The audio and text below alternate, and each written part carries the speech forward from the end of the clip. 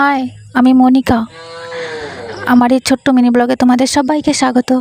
আজকে আমি ভিডিওটা শুরু করছি সকাল থেকে। তো প্রত্যেকদিন আমি খালি পেটে কুলেখাড়া পাতা রস করে খাই, তো আজকেও খেয়েছি। তারপরে কয়েকটা ড্রাই ফ্রুটস খেয়ে বোতলে জল ছিল না, খালি হয়ে গিয়েছে। তো আমি বোতলে জল ভরছিলাম আর মাকে বলছি যে মা তুমি আজকে রান্না করো, আমি ঠাকুর ঘরে পুজো দিয়ে দেবো। তো মাও সকাল সকাল পুজো দেবে বলে স্নান সেরে নিয়েছে। তো মা চলে গিয়েছে ওদিকে রান্না করতে, আর এদিকে আমি জলের বোতলে জল ভরে নিয়ে স্নান সেরে ঠাকুর ঘরে পুজো দিতে চলে এসেছি। তো পুজো দিতে দিতে মারও ওদিকে রান্না হয়ে গিয়েছে। তো খিদেও পেয়ে গিয়েছে, বেলা তো হয়ে গিয়েছে না, তো খিদেও পেয়ে গিয়েছে। তো খেতে চলে এসেছি। তাহলে চলো দেখা যাক আমাদের আজকে কী কী রান্না হয়েছে।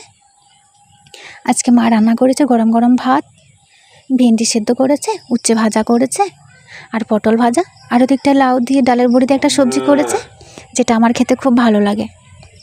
তো তোমাদের যদি ভিডিওটা ভালো লেগে থাকে তাহলে অবশ্যই লাইক কমেন্ট করো আর শেয়ার করো। ও হ্যাঁ, আর সাবস্ক্রাইব করতে ভুলো না।